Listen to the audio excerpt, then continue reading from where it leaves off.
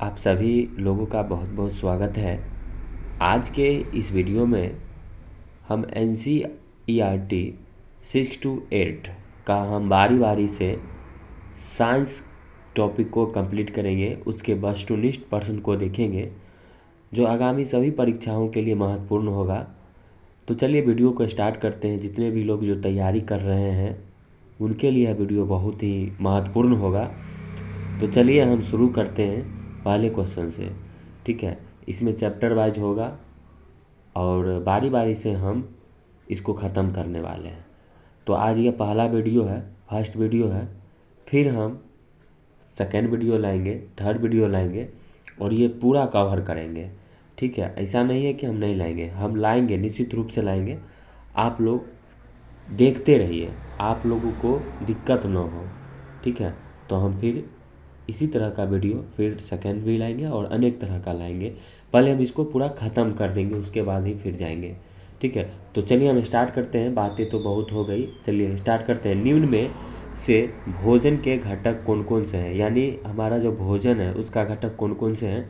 तो प्रोटीन है, विटामिन है और कार्बोहाइड्रेट है, ये भोजन के घटक हो गए। आहारी रेशे का दूसरा नाम क्या है। तो आहारी रेशे का दूसरा नाम है रेशो रुद्राक्ष। ठीक है, रुद्राक्ष का हमारे शरीर में क्या काम है। तो इसका काम है कि बिना पचे भोजन को बाहर निकालने में हमारे शरीर की सहायता करता है। ठीक है, जो पचा भोजन नहीं होता है उसको बाहर निकालने में हमारे शरीर की क्या करता है, ये सहायता करता है। प्रोटीन युक्त भोजन को प्रायः कहते हैं, क्या कहते हैं, शरीर वर्धक। जो हमारे शरीर में प्रोटीन की मात्रा अच्छा रहे, इसको हम शरीर वर्धक कहते हैं। अब अगला क्वेश्चन है, अभावजन्य रोग कहते हैं। अभावजन्य रोग किसे कहा जाता है। वे रोग जो लंबी अवधि तक पोषकों के अभाव के कारण होते हैं। वे रोग जो लंबी अवधि तक पोषकों के अभाव के कारण होते हैं वे रोग अभावजन्य कहलाते हैं। याद रखिएगा। कमजोर दृष्टि का लक्षण क्या है, क्षीणता, दृष्टिहीनता। किस विटामिन की कमी से रिकेटस होता है। तो रिकेटस विटामिन डी की कमी से होता है। आपको पता होगा कि विटामिन के आविष्कारक जो थे भांग थे, 1911 ईस्वी में इसकी खोज की गई थी। ठीक है, तो विटामिन डी की कमी से रिकेटस होता है। आपको सी की कमी से स्कर्वी नामक रोग होता है। बी से वेरी होता है और ए से रतौंधी होता है। आप सभी लोगों को पता होगा। निम्नलिखित में से किस पोषक तत्व को ऊर्जा देने वाला भोजन कहा जाता है। तो वसा और कार्बोहाइड्रेट दोनों कहा जाता है। भोजन के आवश्यक घटकों को कहते हैं पोषक। निम्नलिखित में से कौन सा विटामिन हमारे शरीर को हड्डियों और दांतों के लिए कैल्शियम का उपयोग करने में मदद करता है। तो विटामिन डी। स्कर्वी रोग हमने अभी तुरंत बताया, किस विटामिन कमी से होता है, सी। निम्नलिखित में से किस बॉडी बिल्डर फूड कहा जाता है। तो प्रोटीन को कहा जाता है। जल में घुलनशील विटामिन सी होता है, वसा में घुलनशील विटामिन ए होता है। ठीक है, ए और डी दोनों याद रखिएगा। और बी और सी जो है वो जल में घुलनशील होता है। किस विटामिन की कमी से वेरी होता है, विटामिन बी की कमी से होता है। और निम्नलिखित में से कौन सा पोषक तत्व दूध में नहीं पाया जाता है। ठीक है, तो दूध में नहीं पाया जाता है विटामिन सी। कार्बोहाइड्रेट जो है वो किस में पाए जाते हैं, चावल में कार्बोहाइड्रेट पाए जाते हैं। प्रत्येक व्यंजन एक या एक से अधिक प्रकार की कच्ची सामग्री से बना होता है जो हमें पादप या जंतुओं से मिलते हैं। अनाज जैसे चावल और गेहूं से हमें कौन सा पोषक तत्व प्राप्त होता है। तो कार्बोहाइड्रेट। एक परीक्षण में खाद्य सामग्री को तनु आयोडीन विलियम की 2 या 3 बूंदें डालते हैं और इसका रंग परिवर्तित होकर काला या नीला हो जाता है। तो यह किसकी उपस्थिति दर्शाता है। तो इसमें मर्द की उपस्थिति होती है। हमें फलीदार पौधे और दालों में प्रोटीन प्राप्त होता है। आपको पता होगा कि दाल में प्रोटीन होता है और फलीदार पौधे में भी होता है। खाद्य पदार्थों में प्रोटीन के परीक्षण किसके कारण होते हैं। परीक्षण के लिए निम्नलिखित में से क्या चाहिए। तो कॉपर सल्फेट, विलियन और कास्टिक सोडा चाहिए। कोई खाद्य पदार्थ अन्य मात्रा में लीजिए, इसे कागज़ के टुकड़े में लपेट कर कूटिए। इस पर लगा तेल का धब्बा किस उपस्थिति को दिखाएगा। तो ये वसा का होगा, दिखाएगा। कार्बोहाइड्रेट और वसा की समान मात्रा में ले तो हमारे शरीर को ज़्यादा ऊर्जा किस से प्राप्त होगी। तो वसा से। देखिए, ये जो हम NCERT ये ऑब्जेक्टिव क्वेश्चन बता रहे हैं ना, ये आपको आगामी सभी परीक्षाओं के लिए महत्वपूर्ण होगा। ठीक है, NCERT हिस्ट्री का भी होगा, ज्योग्राफी का भी होगा, ना, पॉलिटिकल का भी होगा, साइंस का।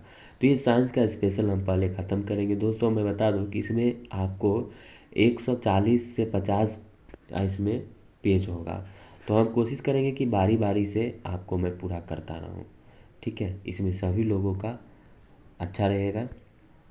विटामिन ए हमारी त्वचा और आँखों को स्वस्थ रखता है। यह हमें किससे प्राप्त नहीं होता है? ईस्ट से प्राप्त नहीं होता है। विटामिन डी हमारे अस्थियों दांतों के लिए आवश्यक है, लेकिन यह कैल्शियम से बनते हैं। निम्न में से कौन सा कथन सत्य है? तो ये यहाँ पे सत्य लिखा हुआ है, इसका आंसर ही लिखा हुआ है। विटामिन कैल्शियम का उपयोग करने से में हम सहायता करता है। कोई भी पोषक तत्व न आवश्यकता से अधिक हो और न ही कम। हमारे आहार में पर्याप्त मात्रा में रुद्राक्ष तथा जल भी होने चाहिए। इस प्रकार के आहार को कहते हैं संतुलित आहार। संतुलित आहार किसे कहते हैं? तो पोषक तत्व आवश्यक मात्रा से अधिक न हो, कम ही हो, हमारे शरीर में पर्याप्त मात्रा रुद्रांश तथा जल भी होनी चाहिए, इसे संतुलित आहार कहते हैं। शरीर में रक्त में हीमोग्लोबिन कण होते हैं जो भोजन में लौह तत्व से बनते हैं। इसकी कमी से कमजोरी लगने लगती है। यह किस बीमारी का लक्षण है? तो अर्कता। प्रोटीन किसका उदाहरण है? वृद्धि तथा निर्माण पदार्थ का।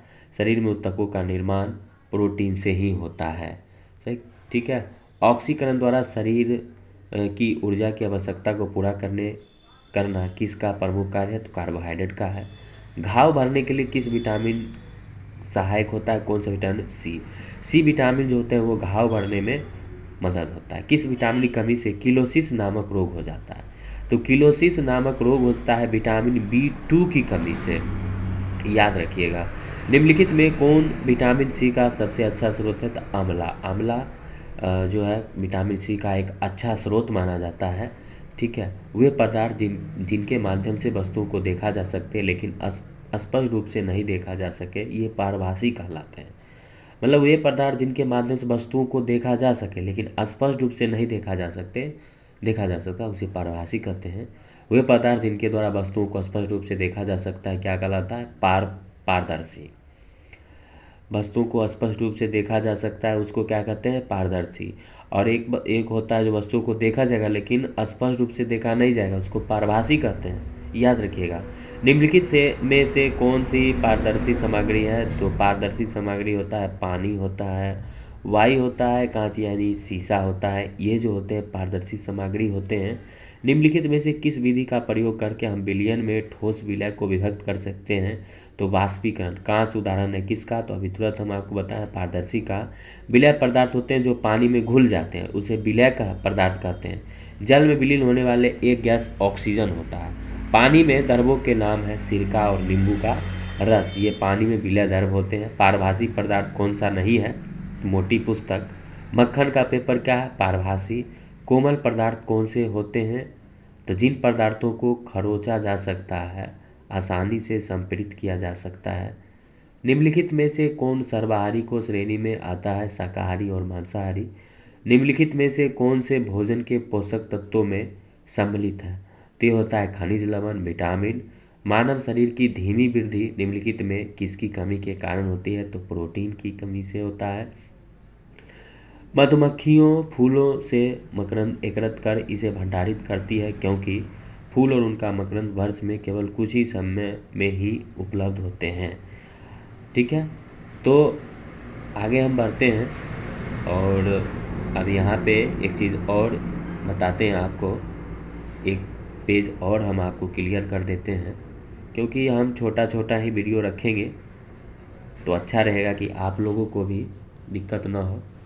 जब मिश्रण में पानी में मिलाने के बाद भारी घटक नीचे बैठ जाता है तो इस प्रक्रिया को क्या कहा जाता है? तो इसको अवसादन कहा जाता है। जिस विलयन में कोई पदार्थ एक सीमा के बाद और अधिक घोला जा सके, ऐसा विलयन निम्नलिखित में से क्या कहलाता है? तो संतृप्त विलयन कहलाता है। सूखे पौधे की डंडियों से अन्न कणों अथवा अनाज को पृथक करने के प्रक्रम को क्या कहते हैं? थ्रेसिंग कहते हैं। निम्न में से किसका प्रयोग निस्यंदन जो छानने के काम आता है के रूप में किया जाता है? तो फिल्टर पत्र। दूध से पनीर बनाने के लिए कौन सी विधि का उपयोग किया जाता है? तो दूध से पनीर बनाने के लिए बहुत इंपॉर्टेंट क्वेश्चन है, निस्यंदन विधि का प्रयोग करते हैं। चलानी द्वारा आटे की अशुद्धि छांटने को चालन कहते हैं। किसी द्रव को उसी के वाष्प में परिवर्तन करने की प्रक्रिया वाष्पन कहलाती है। निम्न में से किसमें बाष्पन का प्रयोग किया जाता है? तो समुद्री जल से नमक प्राप्त करने के लिए किया जाता है। मिश्रण में जल मिलाने पर भारी अवयवों के नीचे तली में बैठ जाने के कारण प्रक्रम को क्या कहते हैं? तो अवसादन कहते हैं। अवसादन आपको याद रखना है कि अगर मिश्रण में पानी में मिलाने के बाद नीचे जो भारी मात्रा में घटक नीचे बैठ जाता है उसको अवसादन कहते हैं। और नीचे भी वही क्वेश्चन है। अवसादित मिश्रण को बिना हिलाए जल को मिट्टी सहित उड़ेलने की क्रिया को निस्तासन कहते हैं। ये क्वेश्चन दोनों आपको बहुत ही महत्वपूर्ण है। वायु एक क्या है? समांगी मिश्रण है। वायु क्या है? समांगी मिश्रण है। वायु यानी हवा। पृथक्करण शब्द का क्या अर्थ है? अलग करना, यानी पृथक्करण मतलब अलग करना। पदार्थ किसे कहते हैं? जो स्थान घेरता है, जिसका द्रव्यमान होता है, उसको पदार्थ कहते हैं। रेशे से बीजों को कैसे पृथक किया जाता है? ओढ़ने से। बालू और लोहे के छीलन को पृथक किया जाता है चुंबकीय पृथक्करण द्वारा। द्रव तथा उसमें अविलय पदार्थ के अवयवों को निम्नलिखित में से किस विधि द्वारा पृथक किया जाता है? निस्यंदन। अनाज से भूसा और पत्थरों को किस विधि द्वारा पृथक किया जाता है? हस्तचयन। कभी कभी किस अनाज से भूसा और पत्थरों को किस विधि द्वारा पृथक किया जाता है? हस्तचयन विधि। तो ये एनसीईआरटी की अगर पुस्तक आप पढ़ते हैं तो आपको इसमें पूरा आपको मिल जाएगा। कभी कभी किस विधि का कार्य बैलों की सहायता के लिए किया जाता है? तो थ्रेसिंग का। अत्यधिक मात्रा के अन्न कणों को डंडियों से पृथक करने के लिए किस मशीन का प्रयोग किया जाता है? थ्रेसिंग का। किसका उपयोग पवनों अथवा वायु के झोंकों द्वारा मिश्रण से भारी तथा हल्के अवयवों को पृथक करने में किया जाता है? निस्वावन। किस विधि द्वारा का उपयोग करके हल्के भूसे से भारी अन्न कणों को पृथक करने के लिए करते हैं? यही होगा निष्पावन। यदि द्रव के ऐसे मिश्रणों को कुछ समय के लिए रखा रहने दिया जाए तो पृथक बढ़ जाते हैं। इसके बाद जो अवयव ऊपरी परत बनाता है उसे किस विधि द्वारा करते हैं? निस्तासन। चाय को एक छलनी में डाल दीजिए। क्या चाय की सारी पत्तियां छन्नी में जाती है? इस प्रक्रम को क्या कहते हैं? निस्यंदन कहते हैं। मिश्रण से जल तथा नमक को पृथक करने के लिए किस प्रक्रिया का उपयोग किया जाता है? वाष्पन। जल को उसके वाष्प में परिवर्तन करने की प्रक्रिया को वाष्पन कहते हैं। जब समुद्र के जल को बड़े बड़े उथले गड्ढे में भर कर छोड़ दिया जाता है तो सूर्य के प्रकाश से जल में गर्म होकर किसके द्वारा धीरे धीरे वस्तु बदलने लगता है? तो वाष्पन। जब भाप बर्फ से ठंडी की गई प्लेट के संपर्क में आती है तो संघनित होकर बन जाती है जल द्रव। जलवाष्प पे उसकी द्रव अवस्था में परिवर्तन होने की प्रक्रिया को संघनन कहते हैं। विलय पदार्थ जो पानी में घुल जाते हैं, जल में विलय होने वाले एक ही गैस होते हैं, उसका नाम होता है ऑक्सीजन। ठीक है, निम्नलिखित पर विचार करना है। इसका आंसर 1, 2, 4 दिया हुआ है। ऑक्सीजन, सिरका, मिट्टी का तेल, नींबू का रस, उपयुक्त में से कौन सा जल में विलय है? तो जल में विलय कौन कौन हो जाएगा? ऑक्सीजन हो जाएगा, सिरका भी हो जाएगा, ठीक है, मिट्टी का तेल नहीं होगा, नींबू का रस में निश्चित रूप से होगा। तो 1 और 2 और 4 होगा। तो इस वीडियो में बस यहाँ पे देख रहे हैं, यहाँ पे आपका 156 है। तो हम बारी बारी से सबको कंप्लीट करेंगे। ठीक है, आगामी सभी परीक्षाओं के लिए महत्वपूर्ण होगा। टीचर भर्ती हो, आगामी टीचर भर्ती जो हो गया 4.0 आने वाला है, उसके लिए भी महत्वपूर्ण है और सभी परीक्षाओं के लिए महत्वपूर्ण है। तो इस वीडियो को ज़रूर देखें। जो भी लोग तैयारी करने वाले हैं, बारी बारी से हम वीडियो लाएंगे, आप बने रहें। अगर चैनल पर नए हैं तो चैनल को सब्सक्राइब करें, शेयर करें। आप सभी लोगों को वीडियो देखने के लिए बहुत बहुत